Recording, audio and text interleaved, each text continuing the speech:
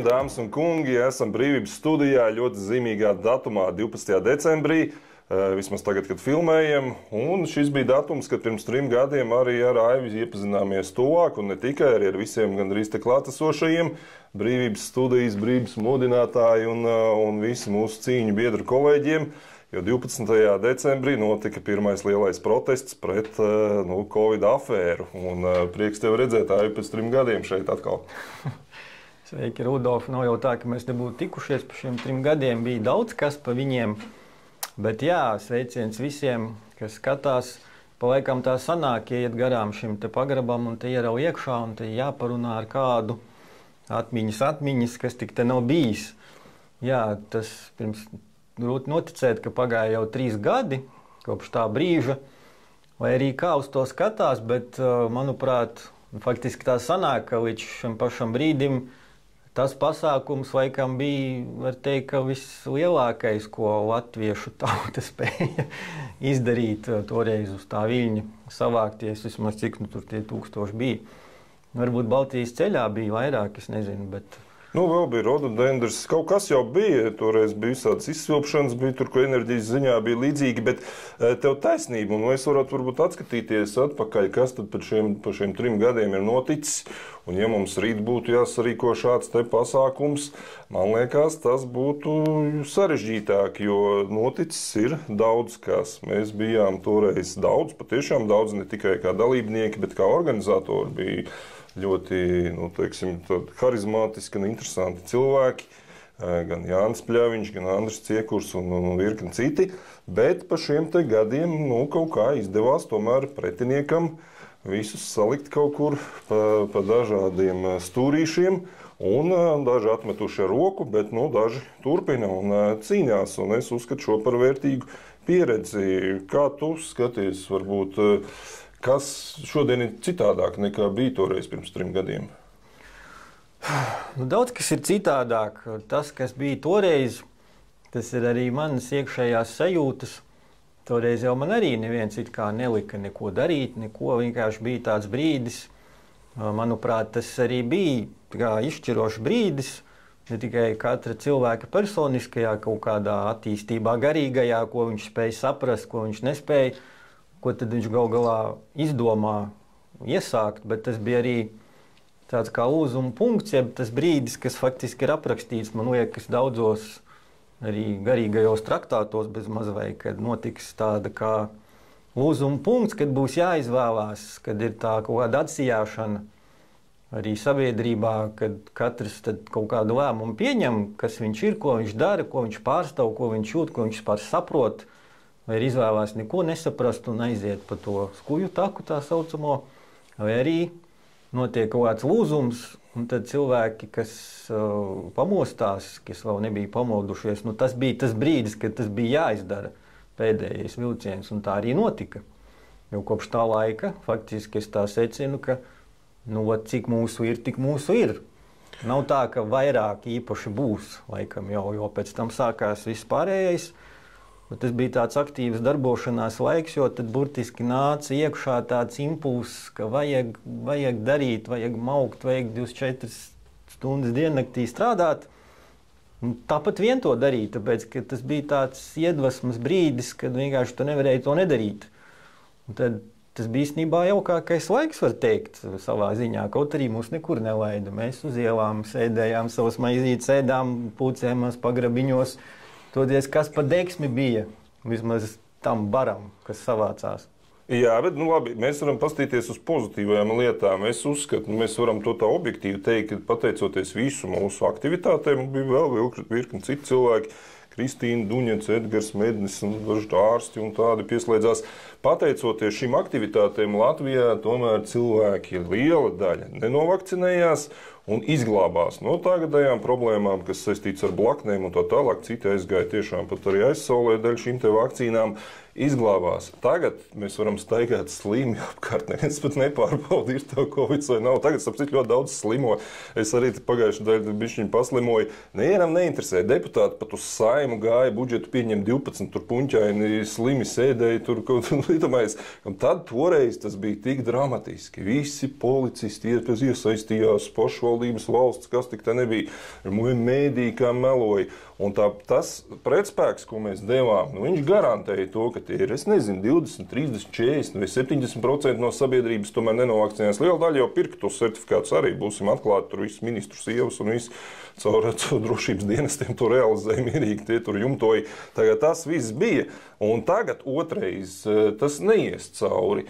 Un te dažiem jau liekas, viss jau beidzies, ko tu jūs vēl te tos vecās tēmas, bet nekas nav beidzies. Paskatāmies, ko dara Pasaules veselības organizācija. Igauņu vēstuli bija pirms 2 nedēļām, 10 vai 11 igauņu deputāti, opozīcijas, protams, uzrakstīja vēstuli, ka viņi negrib pagarināt līgumu ar Pasaules veselības organizāciju, un likās, kas tas pa līgumu. Izrādās, Eiropas komisija jau ir parakstījusi kaut kādu nākamo sadarbības, tur pastiprināšanas, tur nodošanu, autoritātes nodošanu Pasaules veselības organizācijai un dalību valstīm, tā skaitā Latvijai, līdz maijam nākamā gada ir jāratificē šis te Pasaules veselības organizācijas jaunais sadarbības līgums. Igauņi šeit 11 deputāti pateica, ka viņi to negrib.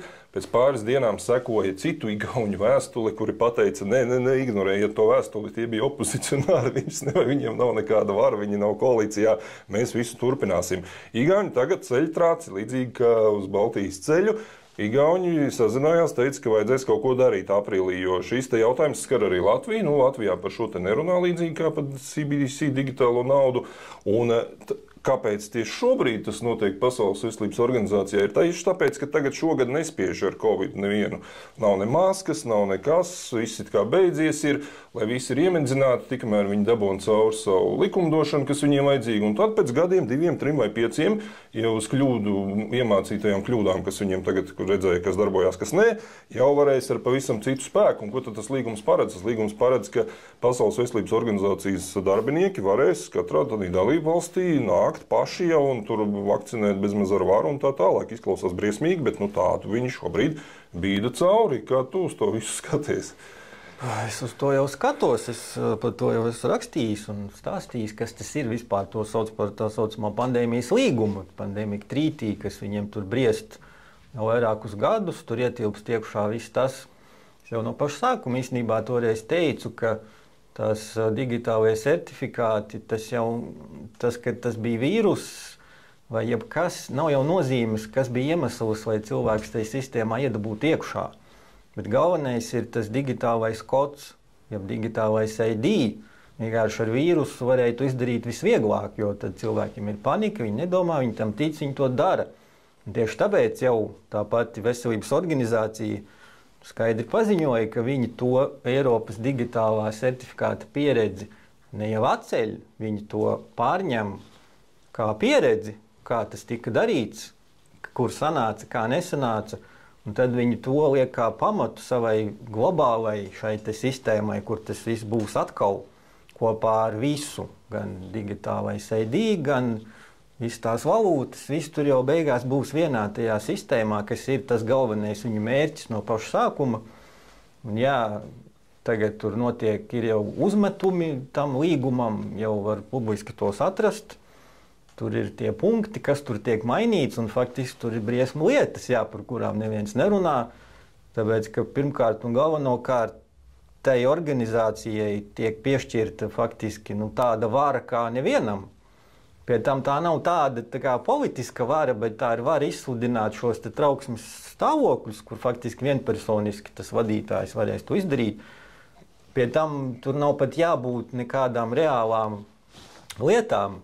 Ir vienkārši pietiek ar to, ka ir trauksme, ka varētu būt, un tur vairs nav iekšā tikai vīrusi kaut kādi viens vai kāds, kā tagad bija. Tur jau ir vesela kaudze ar lietām, ieskaitot klimata pārmaiņas, ieskaitot tur vēl kaut kādus mistiskus vīrusus, kas varētu būt tur no dzīvniekiem. Viņi jau tagad tur taisa kaut kādu vakcīnu laboratorijās pret slimību, kas vēl nav, bet būs kaut kad tur ratā nākotnē. Un tad mēs vēl redzēsim, ja tas viss tiešām sāks tā notikt.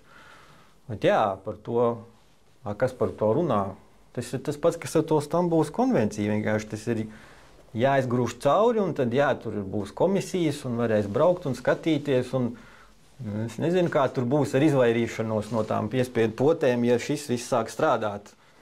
Tur jau pat ir runa par kaut kādām specvienībām, kas būs katrā valstī, un tad faktiski tas ir faktiski tas ir pamats te vienai pasaules valdībai, un tā viņš pamazām bīdās, kamēr mēs te esam aizņemti.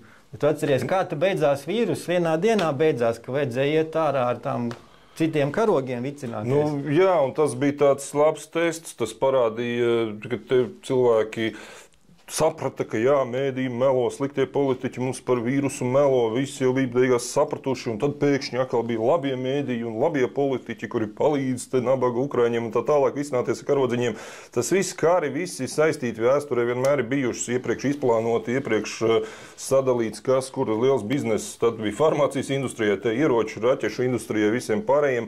Tā kā tas bija tests, un tur, diemžēl, daļa cilvēku šo testu izkrita, tā teikt, un noticēja atkal mēdījiem un pavilkās uz šo te. Un tagad atkal nē. Tagad jau ir apnicis karš, 2 gadi, tūlīt būs, ka mēs redzam, jau virsrakstos jau viņš pazudis ir.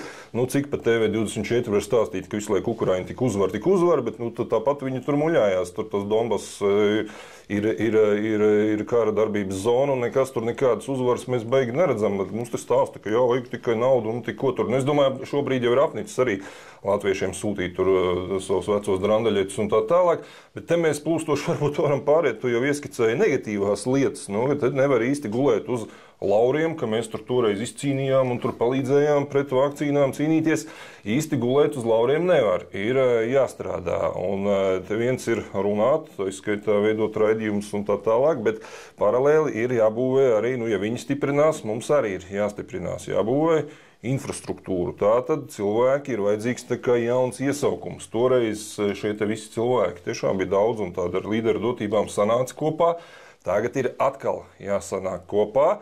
Nedrīkst tieši šajā brīdī, kad tagad ir tā kā liekas, ka iesnaudušies, ka nekas nenotiek, viss taču kārtībā, nu nosacīt relatīvi kārtībā nekas nav. Mēs redzam ekonomikā, mēs te aizņemamies jau 3 miljardus atkal šogad budžetu, tikko ko izbīdīja cauri uz ādātas parādu mēs esam uzsēdināti.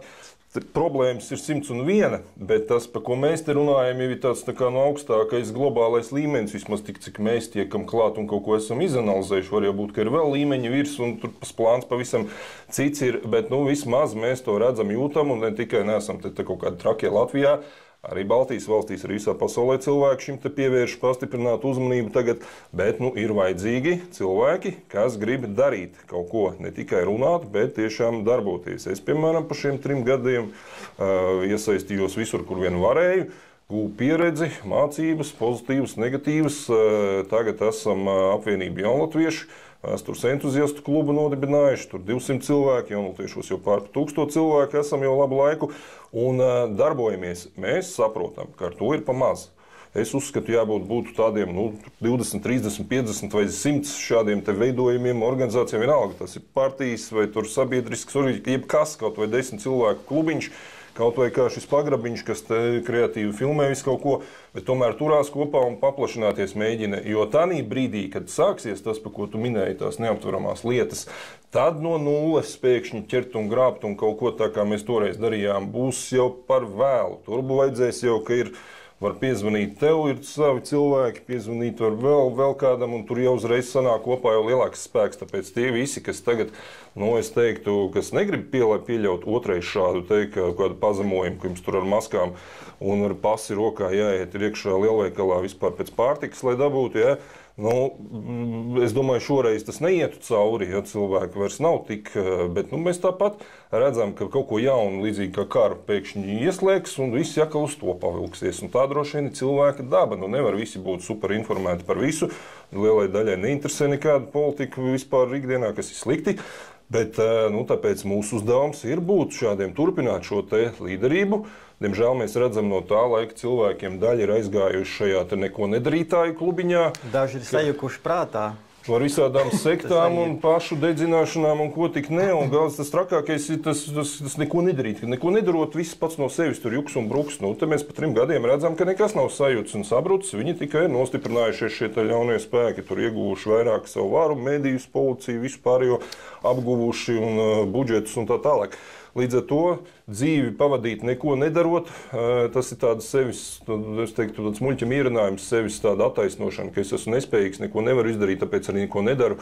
Nu, labākā gadījumā kaut ko vismaz runāju, stāstu cilvēkiem, bet ar to ir jau šajā laikā krietni par maz, ir jārīkojās, ir jādara, ir viss kaut kas jādara. Un jūs redzat, tiklīdz jūs viens pats esat, ir sarežģīti, bet tiklīdz jau 2-3 cilvēki jau var padarīt brīnumu lietas, nevajag uzreiz 10-20 cilvēkus. Tā kā mans aicinājums visiem uz nākamo gadu, mēs te tādās jau Ziemassvētku jaungada tādās sajūtās esam, gada beigas ir padomāt par to, ka sākt kaut ko darīt. Un tās iespējas ir daudz, pievienoties vieniem, otriem, trešiem, pats kaut ko organizēt, vienalga, kur es pat teiktu. Un, protams, ne pie tiem jaunajiem spēkiem stāties tur jaunajā vienotībā nevajadzētu šobrīd. Arī var to darīt un no iekšienes tur mēģināt informāciju. Arī to var darīt, ja pietiekami daudz cilvēks ir apzinīgs attīstījies tādā ziņā, lai to izdarītu. Bet man gribās visu laiku kaut ko darīt. Es katrā ziņā nekad droši vien nepāriešu tādā klubiņā, kas ir neko nedarītāji, ka vajag galvenais neko nedarīt, un tad viss būs vēl labāk nekā ir. Te redzi, ir tāda gan problēma ar to visu darīšanu, kā tu pats labi zini un redzi, ka nav jau tā, ka tādas grupiņas nebūtu vai ka viņas nebūtu bijušas, bet problēma ir tāda, ka arī viņas pamanās vienmēr savā starpā sakašķēties, kas ir mūsu kaut kāds latviskais, tas šausmīgais, es nezinu, kas tas ir, Merķeļa aprakstītais gēns, kurš vienkārši, kur ir 2 latvieši, tur ir kas? Un šis jau faktiski ir tas, kas visu laiku notiek. Es taču labi atceros arī to brīdi, tas bija pirms kuras tur Saeimas vēlēšanām, kas nebija pēdējā vai pirms tam, kad bija tas mēģinājums kaut kā to visu opozīciju apvienot šeit pat pagrabā. Te bija cilvēki, es taču te biju. Bija sarunas, kā to izdarīt, iet pie tiem, vai izdarīt beidzot tā, ka visi tās saujiņas, tās grupiņas, tās sīkpartijas, kas mums te ir, ka viņas kaut kādā veidā beidzot, kaut kādā veidā beidz rieties un kaut kādā veidā izdara, apvienojās, vai tā opozīcija, kura teorētiski ir, ja kopā visu saliktu, vai tas būtu tā kā viens spēks, nevis izšķaidīt atkal pa malām, kas no tā sanāca, čuši sanāca, nekas nesnāca, tā vietā tika radītas vēl sīkpartijas tieši uz to laiku, beigās viss tika sašķelts krustām šķērsām, vēl vairāk nekā bija, un tad vēl viss šis te notikumi un tā tālāk. Līdz ar to, vismaz es nezinu, kā tu uz to skaties, godīgi sakot. Tas ir tev jautājums, ko es te uzdošu. Redzot visu to, kas te notiek, kad te faktiski ir nevis tauta, bet dezorientēts bars šobrīd, kas ir sašķelts pa visām līnijām, kur vien tik var. Es, piemēram, agrāk vēl pirms 3 gadiem man tiešām likās, ka ir iespējama tāda vislatvijas kaut kāda atmoda, ka tiešām tauta celsies un ies visi kaut ko darīt, aizstāvēt vismaz sevi vai savus bērnus, un tiem uzpuriņiem, visu to tā nenotika. Tikai kaut kāda maza daļa to darīja. Pārējie, kā bija, tā bija. Kas tagad jau nav savādāk, tagad vēl tas karš ir sašķēvis vēl vairāk. Līdz ar to, manuprāt, man pat vieglāk palika, es apzinājos, es nemaz negaidu vairs tādu kaut kādu vispārēju tautas mošanos un atmodu. Tas nenotiks vairs, jo lielākā daļa ir izvēlējušies savu ceļu un nekas viņus nespēs vairs no tās kraujas atraut malā, tas arī nav jādara. Bet kas ir izkristalizējies, tie ir šie, cik tur 10 000 cilvēku, ko mēs redzam, kas ir, kaut vai tik, cik ir parakstījušies par Saeimas atlaišanu. Vai tik, cik tur nav špricēti, kas bija tie zvērināti antivakseri, vai tie, kas pret to Stambulas konvenciju parakstījās. Apmēram tas cipars jau ir redzams. Ir kaut kādi 3, 5, 40 tūkstoši tādu, kam vispār interesē procesi. Tas ir tā kopiena, kas faktiski ir, nezinu, valsts valstī, kuriem nāksies aizstāvēt sevi un savus tuvos pret to ārprātu, kas notiek apkārt. Tas ir tas materiāls, ar ko var strādāt. Ja tu tomēr domā, ka vēl būs lielā mošanās, Lāčplēsis atnāks, visus piecels.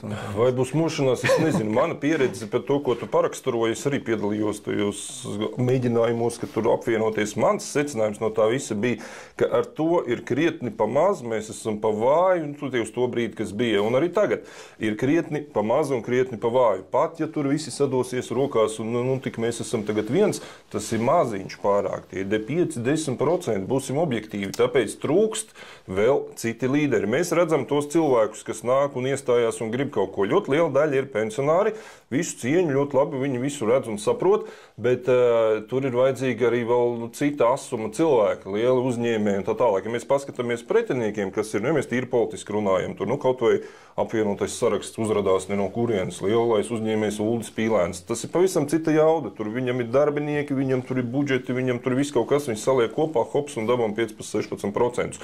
Tur ir vajadzīgi cita veida līderi, kuri šobrīd ir maz. Ir tādi kā mēs, es nezinu, mēs varam sevi pa sazvērniekiem raksturot, vai ka mēs daudz analizējam, sekojam, visu kaut kas pasaulē notiek, bet tur ir vajadzīgi arī tādi menedžera tipa un vadītāja tipa, un kas jau ir dzīvē visu kaut ko uzbūvējuši lielu, un tiem ir jānāk un jāmostās, tad brīdī viņi saprot. Teiksim, es nesen, kad tas bija pirms pāris dienām, vai redzēju Edgars Zveji, arī viens no mūsu laika biedriem, intervēja Jāni Dzeni, lielo lauksaimnieku, un Jānis Dzens ļoti labi noraksturoja, kas notiks, ka noņems zemi, noņems īpašumus, viss nekas nevienam nepiederēs, uz to jau virzās, visu likumdošanu mēs redzam, pakārtot tam ir, bet tanī brīdī, ka Jānis Dzenis atkal nāks un atgriezīsies, viņš tur citu arī visu cieņu palīdzēja mums nodibināties un ir mūsu biedrs, bet kad viņam uzradīsies, tāda otrā elpa un nākt un saprast, ka tikai tad, ja pats nāks un darīs un iestāsies un kā tu teici, 24 stundas gatavs dienā strādāt, tur ir vajadzīgs īpašs tāds brīdis. Un tad, kad tādi vīri un vēl lielāki un vēl jaudīgāki, un es savu lomu saredzu mēģināt viņus iedvesmot, jo es ļoti labi saprotu, es to nepavilkšu, to nepavilks ne Jūlijas Stepaņenko, pat Ainārs var pavilkt tik, cik var pavilkt, kas mums vēl ir tur, ja? Nevar, pamaz ir vajadzīgi citi, jauni, jaudīgi, spēcīgi, kas nāks, un tur tā mūšanās, tāpēc manā skatījumā nav vajadzīga masveidīga, ka tur atkal visa tauta mostās vienlaicīgi. Tur pietiek, ka pamostās kaut kādi lielie veči vai dāmas ietekmīgas, jaudīgas. Jā, bet mēs tomēr ticam, ka tā balsošana kaut ko tomēr ietekmē, it kā mēs dzīvojam tādā demokrātiskā valstī, pieņemsim, kad ir jāiet un jābalso par kaut ko, bet ja tā masa ir vienaldzīgi, viņiem nekas neinteresē, viņi neiet vai boikotē, tāpēc par to atsevišķi vispār ir tēma, kas tas ir pa boikotu un ko viņš palīdz.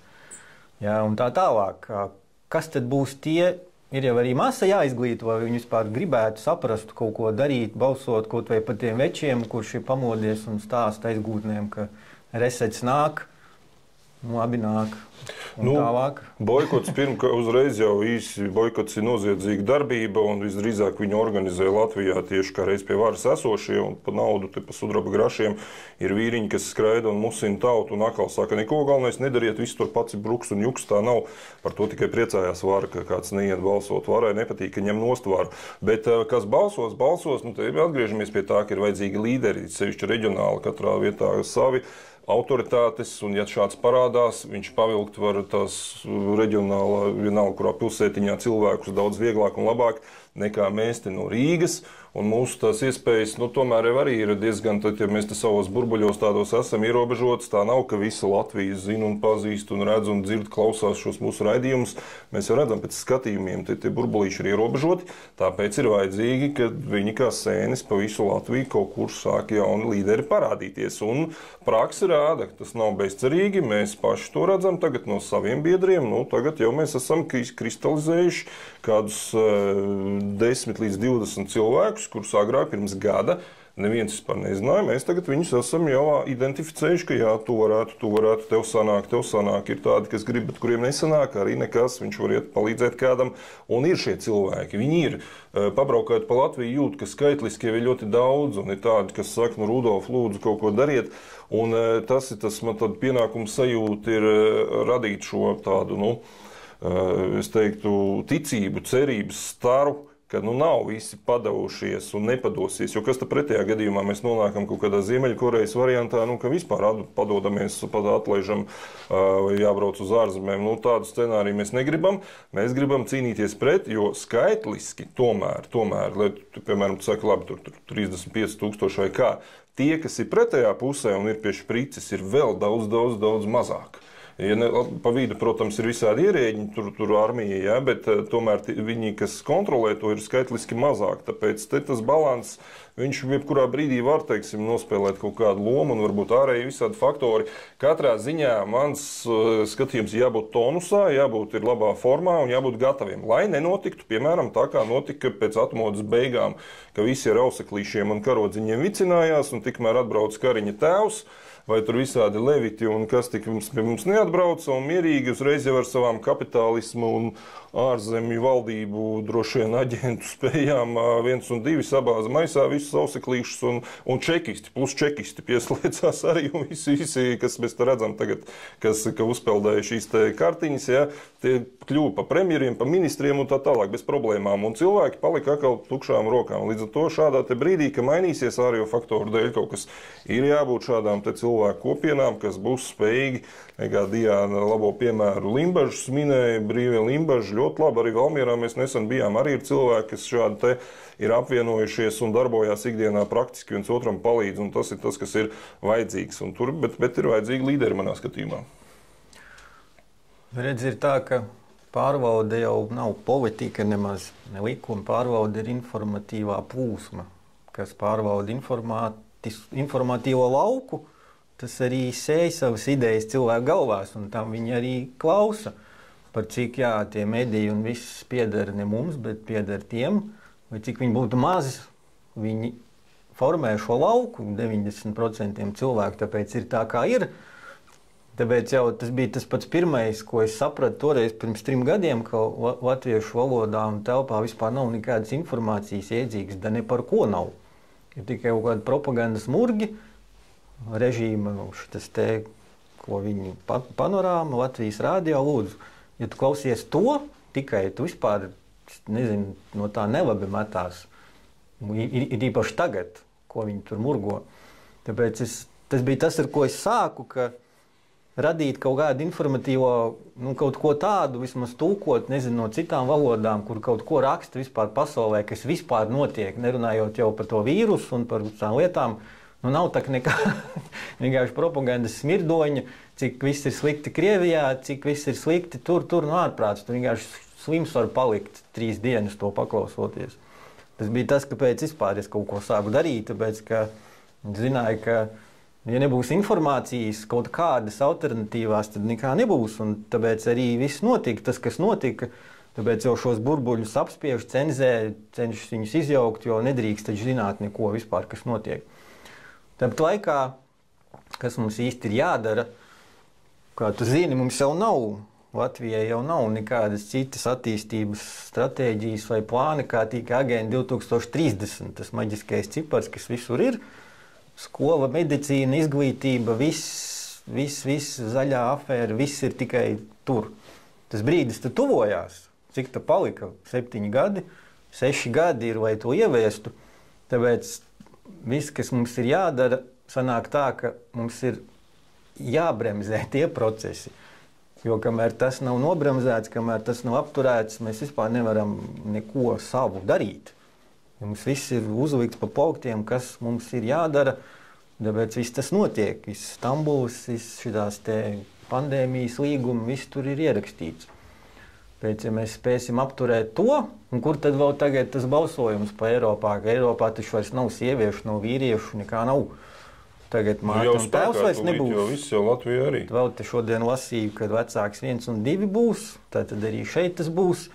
Līdz ar to grozi kā tu gribi, bet pati galvenā cīņa un partizānu taktika katram būs jāizcīna savā ģimenē un saviem tuvākajiem, vai tur tas neizplatās. Jo pretējā gadījumā jau vairs nebūs kam. Kam tad mēs to visu darām, ja nākamā paudze būs, kā viņus tur sauc, bez dzimuma vispār? Jā. Es tev 2024. gadā novēlu darīt visu, ko tu dari, tikai ar vēl lielāku jaudu un enerģiju, lai tas iziet vēl plašāk, bet arī skatītājiem. Jūs nevarat drusciņi pieradināties, ka klubkrēslos mājās skatīties, atlaisties un kā mēs jūs izklaidējam. Jums jāizdomā, kā palīdzēt Aivim, lai viņa informācija sagatavotā izplatās plašāk, lai viņa aiziet tautās daudz plašāk, kā palīdzēt, nākat ar kreatīvām idejām vai pie Aivi, vai pie manis un vai pie citiem, kas ir šāda veida cilvēki Latvijā un domājat, kā palīdzēt, jo drusciņi tā skatīties, nu kā jūs mums te atkal izklaidēsiet un vēl tik, tas neko nedos. Tas būs bišķiņ tā kā stagnējoši, tāpēc te būs jāiesaistās visiem, it sevišķi skatītāji. Jums katram jāpadomā, kā jūs varat kaut ko līdzīgu darīt, iedvesmoties, vai arī vismaz nu tad palīdzēt tiem, kas kaut ko dara un domāt, kā kreatīvi galva mums visiem uz pleciem ir, izdomāt kopā mēs varam daudz labāk. Tāpēc es uzskatu, nākamais gads būs tomēr darītāju, nevis teorētiķu gads, un būs jāstāv pretī visam šim te un arī ar praktiskām lietām. Nu, ir jau gan tā, ka Dižais Ļeņins teica, ka bez teorijas nekas arī nevar būt. Ja? Teorija ir jābūt, jāuzraksta, un pēc tās ir jāvadās praksē. Tāpēc visam jābūt balansā. Es tev to arī novēlu, ka, saproti, jāatrod balans starp teoriju, starp praksi, starp visu. Un tā skatos diezgan labi jums sanāk, mums sanāk, jaunatviešiem sanāk kaut kas ļoti jauki. Tā arī turpināsim, bet citiem visiem cilvēkiem ir jāsaprot tas, ka, diemžēl, tā ir sanācis, ka mēs, es jau to teicu vairākas reizes, atkārtošu vai vēlreiz, ka, diemžēl, mēs dzīvojam tādos laikos, kad lietas, ko mēs uzskatījām par dabiskām, pašsaprotamām, par kurām vispār nebūtu jārunā, tā vairs nav. Jo, nu, kas var iedomāties pirms gadiem 10 kaut vai, ka vispār nāks pasaulē tādas lietas, kā sociālie dzimumi, ka tu vari identificēties par kaut kādu, nezinu ko, viss šis ārprāts, kas notiek, kur nu vēl tur mātes tēva jēdzieni, vispār, kad nav vairs dzimumu, es nezinu, kā to nosaukt, bet jūs redzat, tie vairs nav stāsti, ko mēs stāstījām pirms gadiem 2, 3, kad tas varēja par to pasmieties, ja, sazvērstības, ko tie atkal tur izdomājuši, arī, ko viss ir jau ratificēts. Līdz ar to, nu, nāksies saprast, ka tagad par tām visām lietām, kuras mums bija pašsaprotamas, par kurām mēs pat nevarējām iedomāties par viņām runāt, tagad par viņām ir jācīnās. Tagad pasaulē notiek pat tā, ka mācītājiem tiesā jāpierāda, ka viņš runā patiesību, ka ir 2 dzimumi un tādas lietas. Tā kā, nu, saņemamies. Metīsim ārā no Latvijas šos te ārzemju interešu pārstāvis ar visiem, kas mums te bija pie varas priekšgalā.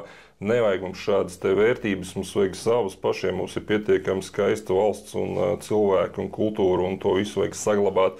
Nevajag mums šīs te svežzemju, Eiropas un Amerikas un pārējās ne rietumu, ne austrumu, nekādas citas ietekmes. Mēs te savi paši cilvēki varam tikt galā Latvijā. Priecīgus svētkus visiem! Laimīgu jauno gadu!